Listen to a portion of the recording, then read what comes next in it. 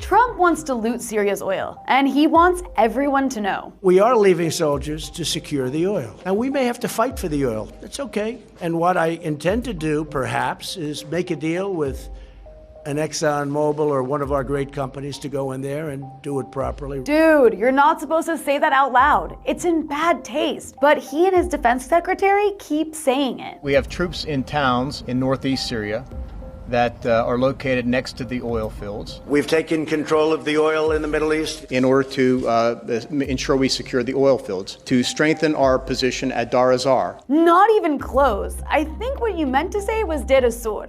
But please continue. Our forces will remain in the towns that are located near the oil fields. We've secured the oil, and therefore a small number of U.S. troops will remain in the area where they have the oil. This all comes after Trump greenlit a Turkish invasion of northeast Syria and withdrew U.S. troops, sending Washington into meltdown mode as Turkish-backed Syrian jihadists, formerly armed by the U.S., began slaughtering Kurds in Syrian towns under the control of the YPG. It was a huge embarrassment for the regime change cheerleaders who spent years demanding we arm the so-called moderate rebels, especially after it was revealed that 21 of the 28 groups fighting for Turkey against the Kurds had been armed by the US.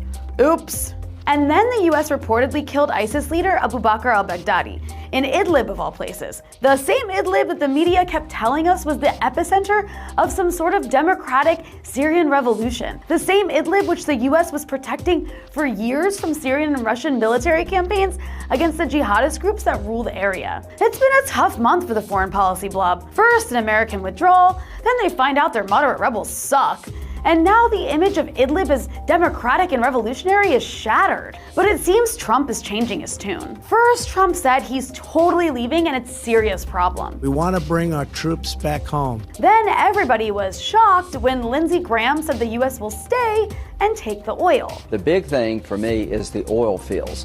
President Trump is thinking outside the box. I was so impressed with his thinking about the oil. Initially, it seemed Trump was just trying to placate angry Republicans, who were attacking him for abandoning the Kurds and letting ISIS return. But then the US military convinced Trump to keep a residual force. So now Trump is insisting that the US is going to stay in Syria to make money off of the oil. Aside from this being arrogant and imperialist, it's totally unfeasible for the US to actually take the oil. First of all, it's not legal. You can't just go around taking other countries' resources like it's 1800. For the president to suggest that we will invite US oil companies in, that violates international law. That oil belongs to the Syrian government, whether we like the Syrian government or not. And no oil company will agree to work illegally in Syria, especially knowing that the US military presence is temporary. Second, it's geographically impossible. The oil fields in question are in an Arab area. Dar es-Zar. Yeah, that's the one.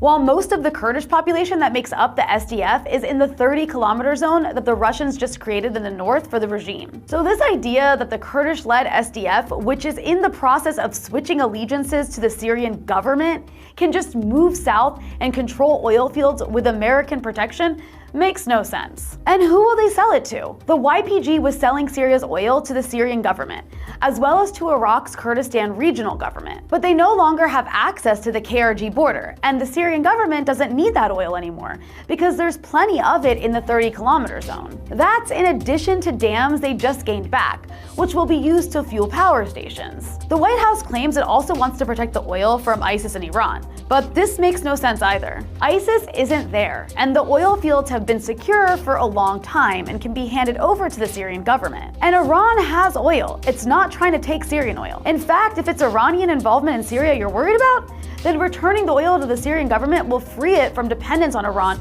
for economic and fuel support. Whatever the case, Trump is like a cartoon of US imperial hubris. But we're keeping the oil. Remember that. I've always said that. Keep the oil. We want to keep the oil.